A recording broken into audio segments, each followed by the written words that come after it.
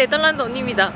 여러분 그동안 잘 계셨나요? 제가 진짜 오랜만에 영상으로 인사드리는 것 같은데 제가 그동안 학교 다니면서 막 시험 준비하고 이러느라고 정말 바빴습니다. 일단 오늘 제가 좀 중요한 일이 있어서 밖에 나왔는데 바로 대통령 선거입니다. 이제 진짜 한국에서도 대통령 선거가 얼마 남지 않았잖아요. 그런데 해외에서는 한국보다 훨씬 더 먼저 이렇게 대통령 선거 기간을 갖습니다. 네덜란드에서는 대통령 선거를 할 수 있는 곳이 딱 한 군데, 덴하그에 있는 한국 대사관에서만 대통령 선거를 할 수 있어요. 제가 사실 내일 모레 시험 기간이어서 좀 공부를 해야 함에도 불구하고 약간 좀 바람도 쐴 겸 투표도 할 겸 덴하그에 좀 갔다 오려고 합니다. 암스테르담에서 덴하그까지는 일단 2시간 이동이기 때문에 기차를 타고 덴하그로 이동을 해야 되는데 어디에서 타야 되지? 이거 타는 건지 전혀 모르겠는데. No, that's one. Excuse me, is this for Den Haag? No, then eight. That's danke. 한국 같은 경우에는 투표할 수 있는 곳이 뭐 동네 곳곳에 있기 때문에 편하게 할 수 있잖아요. 그런데 이렇게 해외에서 투표를 할 때는 대사관이나 뭐 영사관을 찾아가야 되기 때문에 좀 힘든 게 있는 것 같아요. 이건가? 근데? 맞는 것 같아요. 덴하그 센트럴이라고 써있네요. 투표를 또 핑계 삼아 그 기차 여행을 좀 해보도록 하겠습니다.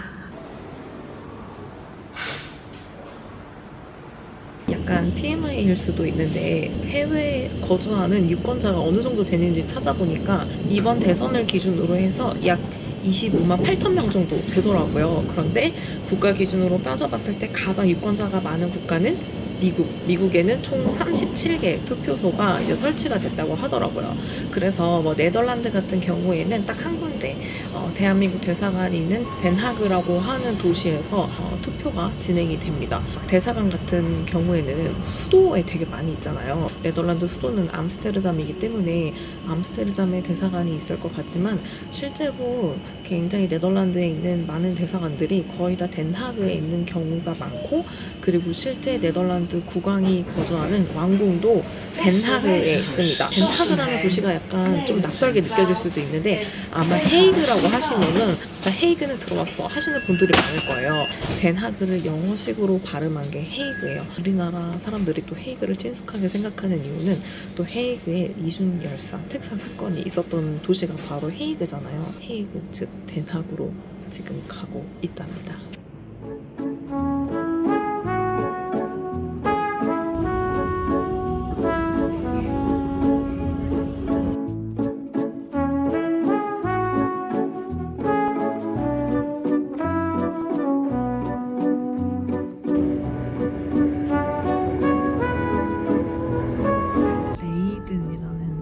도시입니다. 레이든 대학교가 굉장히 유명하거든요. 일단 네덜란드에서 가장 오래된 대학교고, 현재 네덜란드 국왕도 레이든 대학교를 다녔었고, 아인슈타인도 레이든 대학교에서 공부를 했다고 하더라고요. 안돼. 우리가 이긴다. 우리가 이긴다. 바이.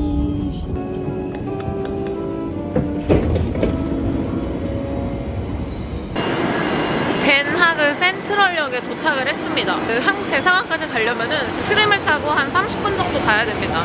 제가 이제까지 살면서 투표를 해본 것 중에 가장 힘들게 투표를 하는 게 아닐까.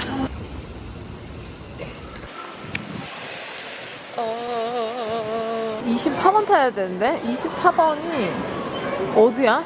저건가? 트램 타야 되는 것 같은데 안 보여요. 트램이 아니라 버스구나. 암스테르담만 나오면 까막눈이 돼가지고 아무것도 몰라요.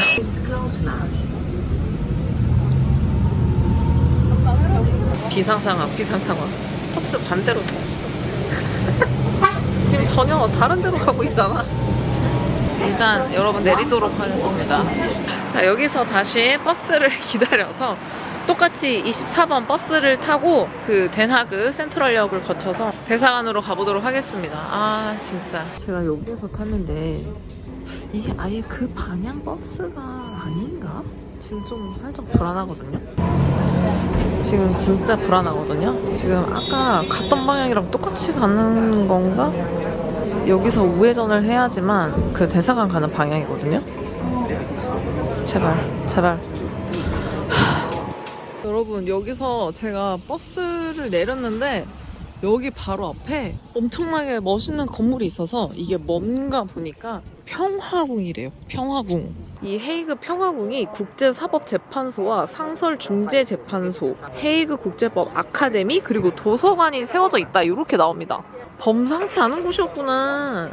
국제사법재판소가 여기 있구나. 이준열사 특사 기념관 갔다 온 영상을 올렸었는데, 이준열사 특사가 만국평화회의에서 이제 우리나라가 일본에게 주권을 빼앗겼다라는 거를 전 세계에 알리기 위해서 오셨던 곳이 바로 여기입니다. 여기가 그때 당시에 그 만국평화회의가 열렸었던 그 곳이래요.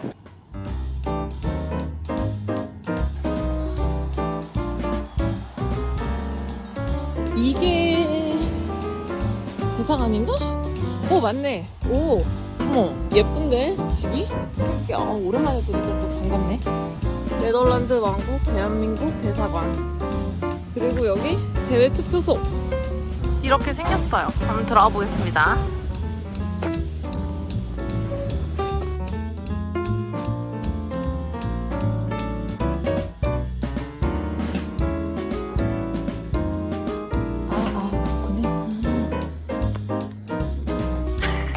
투표하고 나왔습니다.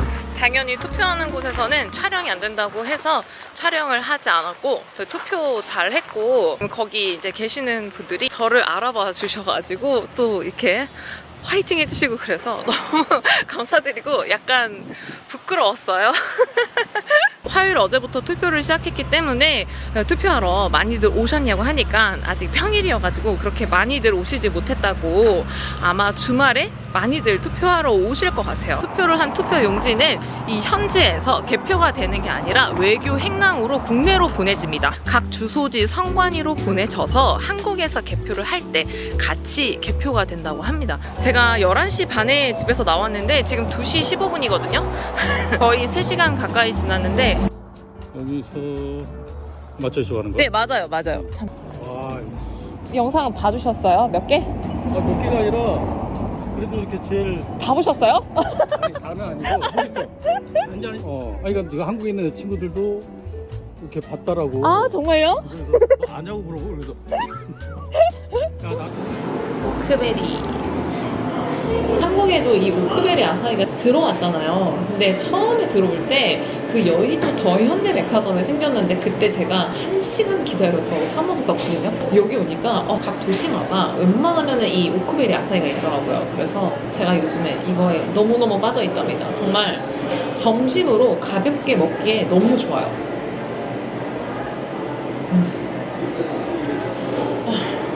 피로가 싹 가신다. 이제 이거 먹고 힘내서 집에 가서 내일 모레 기말고사 준비를 좀 빡세게 해봐야 될 것 같아요.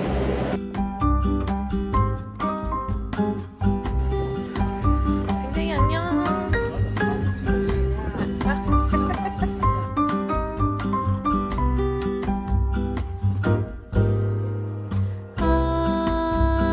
Penso na história que guardo na memória.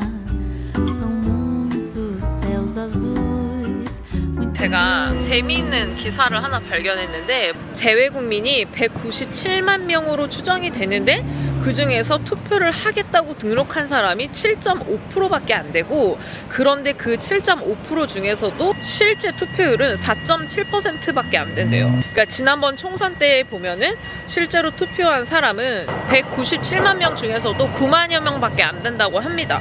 그러니까 진짜 투표율이 좀 많이 낮나 봐요. 우편 투표, 전자 투표, 이렇게 투표를 하자, 이런 주장이 나오고 있지만 우편 분실이나 대리 투표 우려 등 이런 신뢰의 문제가 가장 큰 장벽이다, 약간 이런 내용을 다룬 기사가 있습니다.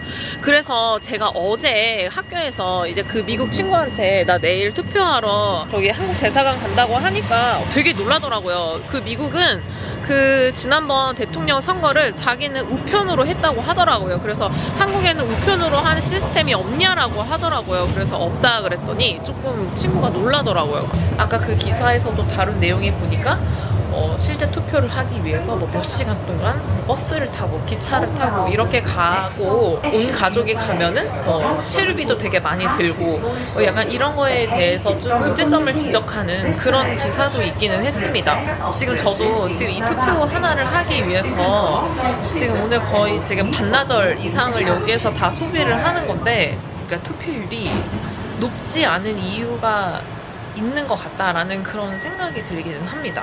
그러면은 저는 빨리 이제 기차를 타고 다시 집으로 가보도록 하겠습니다.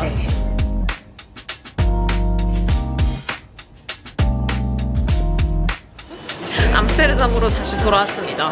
잘 갔다 온 것 같고 오늘 영상은 여기까지 하도록 하겠습니다. 그러면은 여러분 오랜만에 영상으로 인사드렸는데 영상 봐주셔서 감사드리고 다음에 또 다른 영상으로 찾아오도록 하겠습니다. 구독과 좋아요 누르는 거 잊지 마시고 저는 다음 영상으로 찾아올게요.